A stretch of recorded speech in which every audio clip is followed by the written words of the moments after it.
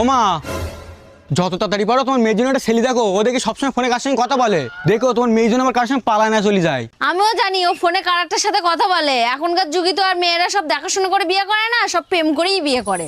वाह क्या मुस्कुराहट है। এমনিও আমি ভাবছি ও যে ছেলের সাথে কথা বলে আমি সেই ছেলের সাথে ওর বিয়ে দেবো।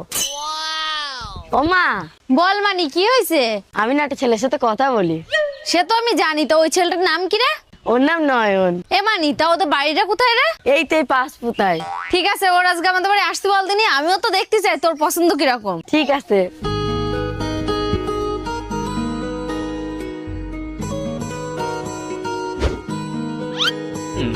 শোনা, আমি এসে গেছি।